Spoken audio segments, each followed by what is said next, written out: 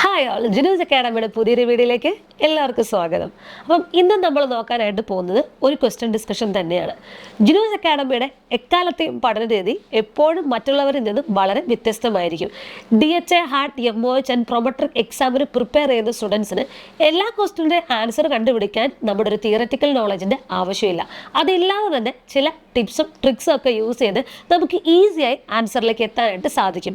ഇത്തരത്തിലുള്ള ട്രിക്സും ടിപ്സുമാണ് ജിനൂസ് അക്കാഡമിയുടെ ഏറ്റവും വലിയ ഹൈലൈറ്റ് എന്ന് പറയുന്നത്. ഇന്ന് വരെ കേരളത്തിൽ ആരും ഇൻട്രൊഡ്യൂസ് ചെയ്യാത്ത ഡിഫറൻ്റ് ആയിട്ടുള്ള ഒരു ടീച്ചിങ് മെത്തേഡ് ഇൻട്രൊഡ്യൂസ് ചെയ്തിരിക്കുകയാണ് ജിനൂസ് അക്കാഡമി. ഈ ടിപ്സിലൂടെയും ട്രിക്സിലൂടെയും ജിനൂസ് അക്കാഡമി നിങ്ങളെ ഹെൽപ്പ് ചെയ്യുന്നു നിങ്ങളുടെ ആദ്യത്തെ അറ്റംപ്റ്റിൽ തന്നെ എക്സാം ക്ലിയർ ചെയ്യാൻ. ജിനൂസ് അക്കാഡമി, ഒന്നാമതെത്താം, സ്വപ്നങ്ങൾക്കൊപ്പം പറക്കാം. ഓക്കെ, അപ്പം ഞാൻ ഇന്ന് നിങ്ങൾക്ക് കാണിച്ചു തരാൻ പോകുന്നത് എന്താണെന്ന് വെച്ചാൽ, ഞാൻ പറഞ്ഞു ക്വസ്റ്റ്യൻ വായിക്കേണ്ട രീതിയിൽ വായിക്കണമെന്ന് പറഞ്ഞു. അപ്പം ഞാൻ രണ്ട് രീതിയിൽ ഇന്ന് ക്വസ്റ്റ്യൻ വായിക്കുന്നുണ്ട്, നിങ്ങൾക്ക് പറഞ്ഞ് മനസ്സിലാക്കി തരാം. അതായത് ഞാൻ പറഞ്ഞിട്ടുണ്ടായിരുന്നു നമ്മുടെ ഒരു കോമൺ സെൻസ് വെച്ചും നമുക്ക് കുറച്ച് കാര്യങ്ങൾ എലിമിനേറ്റ് ചെയ്യാം. ആൻഡ് തിയറി നന്നായിട്ട് അറിയുന്ന ആളുകൾക്കും ക്വസ്റ്റ്യൻസ് കാണുമ്പം എലിമിനേറ്റ് ചെയ്യാനായിട്ട് പറ്റും. അപ്പോൾ ഇതിനകത്ത് മോസ്റ്റ് ആയിട്ടുള്ള ആൾക്കാരുടെ ഒരു ബുദ്ധിമുട്ടെന്ന് പറയുന്നത് തിയറി തന്നെയാണ്. പക്ഷെ നമുക്ക് കുറച്ചൊക്കെ ഒരു തിയറി നോളജ് ഉണ്ടെങ്കിലേ നമുക്ക് എലിമിനേഷൻ പ്രോസസ്സ് എന്ന് പറയുന്ന ഒരു സാധനം നമുക്ക് നടക്കുകയുള്ളൂ. അപ്പോൾ ഞാൻ രണ്ട് രീതിയിൽ ഈ ക്വസ്റ്റ്യൻ ഒന്ന് അപ്രോച്ച് ചെയ്യാനായിട്ട് പോവുകയാണ് കേട്ടോ. ഒന്നാമത്തെ method, A 76-year-old post operative patient hip replacement day 2, അതായത് പോസ്റ്റ് സർജറിക്ക് ശേഷം 2 ദിവസം ഹിപ്പ് റീപ്ലേസ്മെൻറ്റ് കഴിഞ്ഞിട്ട് പേഷ്യൻ്റ് എത്ര ദിവസമായി? 2 ദിവസമായി. Develop sudden confusion, restlessness, tachypnoea, chest pain, പിന്നെ എന്താണ് haemoptysis, oxygen shows 86% despite 4 liter O2. He was immobilized and had no DVT prophylaxis. Which intervention is priority എന്നാണ് ചോദിക്കുന്നത്. അപ്പം നമുക്കിവിടെ മനസ്സിലാക്കേണ്ട കാര്യങ്ങൾ എന്ന് പറയുന്നത്, പേഷ്യൻ്റ് സർജറി കഴിഞ്ഞിട്ട് എത്ര ദിവസമായി? 2 ദിവസം ആയ ഒരു പേഷ്യൻ്റാണ്. ഓക്കെ, പേഷ്യൻറ്റിന് ചറപറാന്ന് എന്തൊക്കെ വന്നു? സഡൻ കൺഫ്യൂഷൻ വന്നു, പിന്നെ റെസ്റ്റ്ലെസ്സസ് വന്നു, ടക്കീപ്നിയ വന്നു, ചെസ്റ്റ് പെയിനും ഹീമോപ്റ്റൈസിസും വന്നു. അപ്പോൾ ടക്കീപ്നിയ എന്താണ് നിങ്ങൾക്കറിയാം അല്ലേ? ടക്കീപ്നിയ എന്താണ് എന്നറിയുന്നവർ ഇതിൻ്റെ താഴെ കമൻറ്റ് ചെയ്യണേ.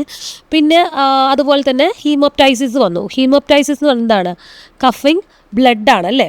ഓക്കെ, ഇത്രയും. ഇപ്പം ടക്കീപ്നിയ എന്ന് പറഞ്ഞാൽ വേറെ ഒന്നുമല്ല, ഷോർട്ട്നെസ് ഓഫ് ബ്രെത്ത് ആണ് കേട്ടോ. പിന്നെ നമുക്ക് ഹീമോപ്റ്റൈസിസ് എന്ന് പറഞ്ഞാൽ കഫിങ് ബ്ലഡാണ്, ഇത് വന്നു. പിന്നെന്താണ്?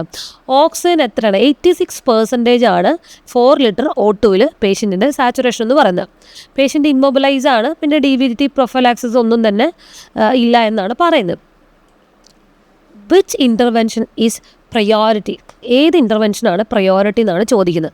അപ്പം ഈ ക്വസ്റ്റ്യൻ ഓവറോൾ പറയുന്നത് 2 ദിവസം കഴിഞ്ഞപ്പോൾ പേഷ്യൻറ്റ് ഈ പറഞ്ഞ സയൻസ് സിംറ്റംസ് ഒക്കെ ഡെവലപ്പായി എന്നാണ് പറയുന്നത്. ഓക്കെ, അപ്പം ഇനി നമുക്ക് ഓപ്ഷൻസിലേക്ക് നോക്കാം കേട്ടോ. ഓപ്ഷൻസ് നോക്കിക്കേ.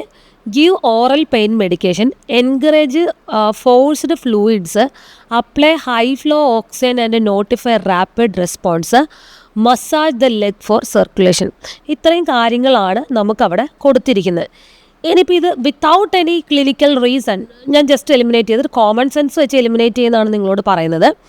പേഷ്യൻ്റ് ഇത്രയും സൈൻസ് ആൻഡ് സിംറ്റംസ് നിൽക്കുവാണ്, ആകെപ്പാടെ കഫ് ചെയ്തപ്പം ബ്ലഡും വന്ന് ചെസ്റ്റ് പെയിനുമായി, ശ്വാസം മുട്ടുമായി, സാച്ചുറേഷൻ ലോ ആയി, ആകെ റെസ്റ്റ്ലെസ് ആയി കിടക്കുന്ന പേഷ്യൻറ്റിനെ നിങ്ങൾ മസാജ് ചെയ്ത് സർക്കുലേഷൻ റെഡിയാക്കാൻ പോവോ?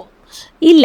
നിങ്ങൾ ഓൾറെഡി പാനിക്കായി അവിടെ നിന്ന് ഓടിക്കാണും മിക്കവാറും. അപ്പോൾ എന്താണ്, നമ്മൾ എന്ത് ചെയ്യില്ല, പോയി മസാജ് ചെയ്ത് കാല് മസാജ് ചെയ്ത് അവിടെ ഇരിക്കുമോ? ഇല്ല.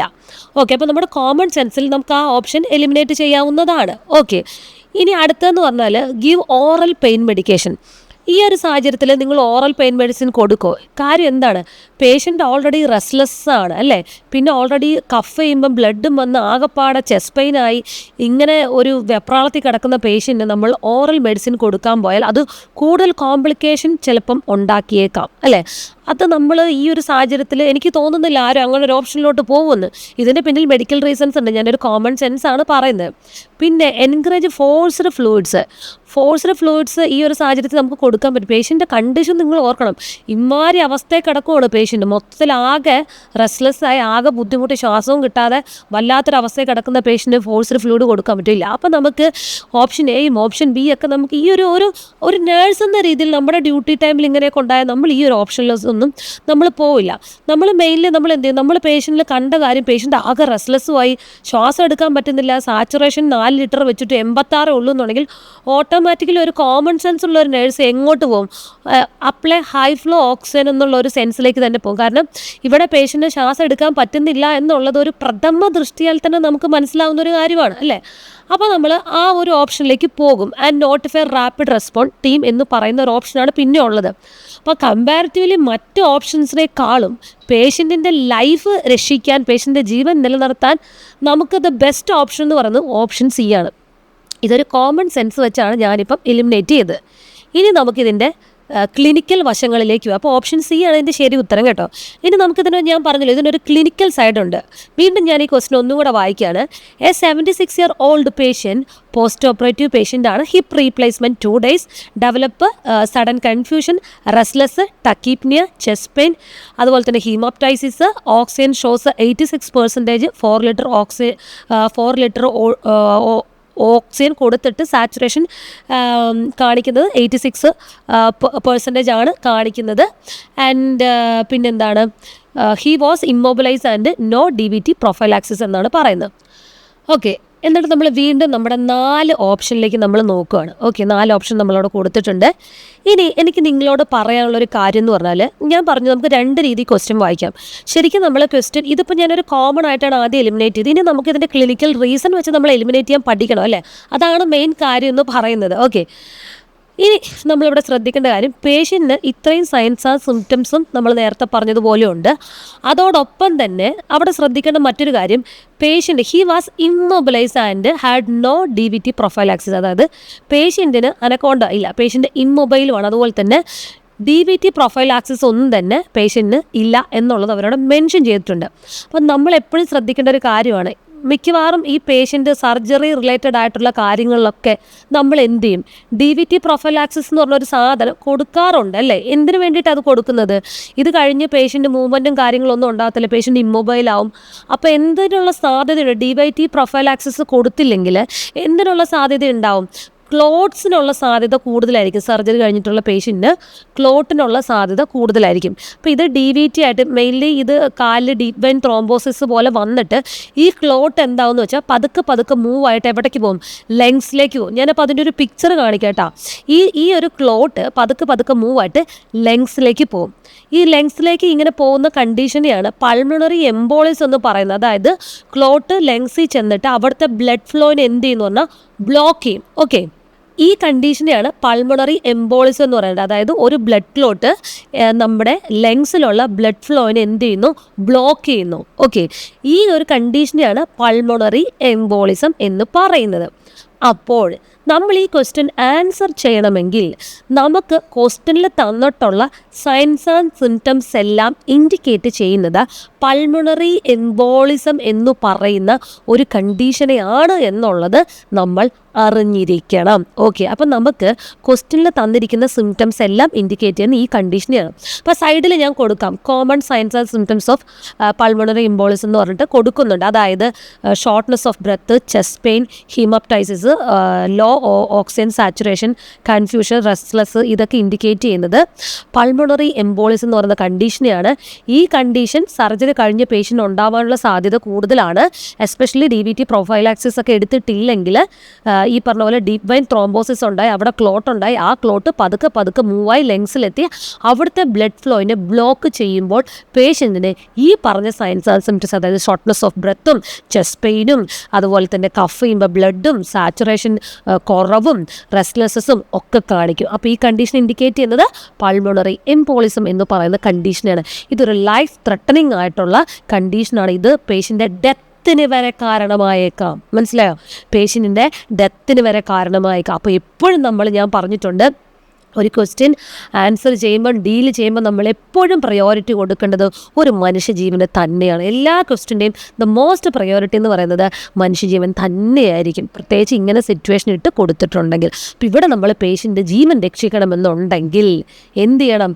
അപ്ലൈ ഹൈ ഫ്ലോ ഓക്സിജനും അതുപോലെ തന്നെ നോട്ടിഫൈ റാപ്പിഡ് റെസ്പോൺസ് ടീം എന്ന് പറയുന്ന ഓപ്ഷൻ നമ്മൾ കൊടുക്കണം. പേഷ്യൻറ്റിനെ എന്ത് ചെയ്യണം? രക്ഷിക്കണം. ഈ ഒരു കാര്യം നമ്മുടെ മൈൻഡിൽ ഉണ്ടാവണം. പിന്നെ മറ്റതൊക്കെ എന്താണ് അല്ലാതായിപ്പോയെന്ന് ക്ലിനിക്കലി പറയുവാണെങ്കിൽ ഈ പറഞ്ഞ പോലെ തന്നെ പെയിൻ മെഡിക്കേഷൻ എന്ന് പറയുന്നത് നമ്മുടെ ഓക്സിജനെയൊക്കെ ഫിക്സ് ചെയ്യും. നമ്മൾ പെയിൻ മെഡിസിൻ കൊടുത്തു കഴിഞ്ഞാൽ സാച്ചുറേഷനൊക്കെ ഓക്കെ ആവോ? ഇല്ല. അതുകൊണ്ട് നമുക്ക് അത് എലിമിനേറ്റ് ചെയ്യാം.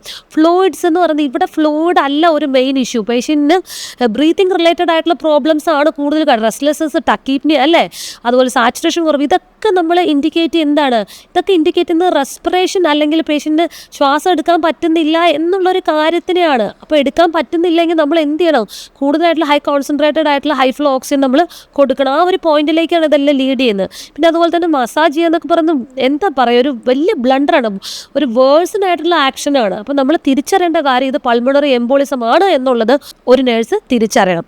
അപ്പോൾ ഇതിൽ നിങ്ങൾ ഓർത്തിരിക്കേണ്ട ഒരു കീ പോയിന്റ് എന്ന് പറയുന്നത് sudden shortness of breath, chest pain, low SpO2 after surgery. ഇത്രയും ഒരു ക്വസ്റ്റ്യനിൽ കുറച്ച് സയൻസ് ആൻഡ് സിംപ്റ്റംസ് ആയി കൊടുത്തിട്ടുണ്ടെങ്കിൽ മനസ്സിലേക്ക് ഓടിക്കൊണ്ടുവരേണ്ട കാര്യം തിങ്ക് അബൌട്ട് എന്താണ് pulmonary embolism and give oxygen first. Okay, അപ്പോൾ അതൊരു ഇക്വേഷനായിട്ട് നമ്മളിവിടെ കൊടുക്കാം. Sudden SOB plus chest pain plus low SpO2 after surgery is equal to pulmonary embolism is equal to എന്താണ്? Give oxygen first. Okay, save the patient life first എന്ന് പറയുന്ന ഒരു ഓപ്ഷനിലേക്ക് നിങ്ങൾ എത്തണം. അപ്പം ഞാൻ എപ്പോഴും പറയുന്ന പോലെ നമുക്ക് ഒരു ക്വസ്റ്റിന് നമ്മുടെ ഒരു കോമൺ സെൻസ് വെച്ചും അതുപോലെ മെഡിക്കൽ റീസൺസ് വെച്ചും നമുക്ക് എലിമിനേറ്റ് ചെയ്യാനായിട്ട് സാധിക്കും. ഈ കോമൺ സെൻസ് ഉണ്ടാവണമെന്നുണ്ടെങ്കിൽ നമ്മൾ കുറച്ച് മെഡിക്കൽ റീസൺ അറിഞ്ഞിരുന്നാൽ, അതിൻ്റെ ക്ലാരിറ്റി അറിഞ്ഞിരുന്നാൽ, കുറച്ച് കോമൺ സെൻസ് യൂസ് ചെയ്ത് നമുക്ക് എന്ത് ചെയ്യാൻ പറ്റും? എലിമിനേറ്റ് ചെയ്ത് പ്രോപ്പർ ആൻസറിലേക്ക് കിടക്കാനായിട്ട് പറ്റും. അതുപോലെ ഈ ക്വസ്റ്റിനെ സംബന്ധിച്ചിടത്തോളം നമ്മൾ ഈ ക്വസ്റ്റ്യൻ പ്രോപ്പറായിട്ട് വായിക്കുകയാണ് എന്നുണ്ടെങ്കിൽ ഈ ക്വസ്റ്റ്യനിലെ സൈൻസ് ആൻഡ് സിംറ്റംസ് ഒരു നേഴ്സിന് മനസ്സിലാക്കാൻ കഴിഞ്ഞാൽ ഇത് പൾമണറി എംബോളിസം എന്ന് പറയുന്ന ഒരു കണ്ടീഷനിലേക്കാണ് നമ്മളെ കൊണ്ട് എത്തിക്കുന്നത് എന്ന് മനസ്സിലാക്കാനായിട്ട് പറ്റും. മനസ്സിലായോ? അപ്പം ഇതിവിടെയാണ് നമുക്ക് തിയറിയുടെ ഒരു ഇമ്പോർട്ടൻസ് വരുന്നത്. തിയറി അറിയാത്ത ഒരു സ്റ്റുഡൻറ്റിന് ഒരിക്കലും ഇത്രയും സയൻസ് ആൻഡ് സിംറ്റംസ് കണ്ടു കഴിഞ്ഞാൽ പൾമണറി എംബോളിസം ആണ് എന്ന് മനസ്സിലാക്കാൻ പറ്റില്ല. പക്ഷേ യൂസ് യുവർ കോമൺ സെൻസ്. ഇത്രയും സയൻസ് ആൻഡ് സിംറ്റംസ് ഒക്കെ ഇൻഡിക്കേറ്റ് ചെയ്യുന്ന പേഷ്യൻ്റ് എന്തോ ബ്രീത്ത് എടുക്കാനുള്ള ബുദ്ധിമുട്ട് ഉണ്ട് എന്നുള്ള, ഇനി ഒട്ടും കണക്ട് ചെയ്യാൻ പറ്റിയില്ലെങ്കിലുള്ള ഒരു കാര്യം ഞാൻ പറയുന്നത്, ഇത്രയും ബുദ്ധിമുട്ടുകൾ ഇൻഡിക്കേറ്റ് ചെയ്യുന്ന എന്താണ്? പേഷ്യൻ്റ് ശ്വാസം എടുക്കാൻ ബുദ്ധിമുട്ടുണ്ട് എന്ന് തന്നെയാണ്. അപ്പോൾ അവിടെ ഓക്സിജൻ എന്നുള്ളൊരു പോയിന്റിലേക്കെങ്കിലും നിങ്ങൾ എത്താനായിട്ട് ശ്രമിക്കുക. പക്ഷേ എപ്പോഴും നമ്മൾ ക്ലിനിക്കൽ റീസൺസ് അറിഞ്ഞുകൊണ്ട് തന്നെ നമ്മളെ എലിമിനേഷൻ പ്രോസസ്സ് ചെയ്യുന്നതാണ് അതിൻ്റെ കറക്റ്റ് എന്ന് പറയുന്നത്. ഓക്കെ, എങ്ങനെയുണ്ടായിരുന്നു ഈ സെഷൻ? നിങ്ങൾക്ക് യൂസ്ഫുൾ ആയിരുന്നു? പിന്നെ നിങ്ങൾക്കൊരു കാര്യം അറിയാമോ? Every Sunday 10 PM Jinu's academy DHA HAAD, Prometric and MOH പഠിക്കുന്ന സ്റ്റുഡൻസിന് വേണ്ടിയിട്ടുള്ള ഫ്രീ ക്ലാസ്സുകൾ കണ്ടക്ട് ചെയ്യുന്നുണ്ട് കേട്ടോ. അപ്പോൾ ഈ ക്ലാസ്സിൻ്റെ ലിങ്ക് വേണ്ടവർ ജിനൂസ് അക്കാഡമിയുടെ വാട്സപ്പ് നമ്പറിൽ കോൺടാക്ട് ചെയ്താൽ നിങ്ങൾക്ക് കിട്ടും. എല്ലാ സൺഡേ കൃത്യം 10 മണിക്ക് നിങ്ങൾക്ക് ഫ്രീ ക്ലാസ്സുകൾ അറ്റൻഡ് ചെയ്യാം. Jino's academy, fly with your dreams.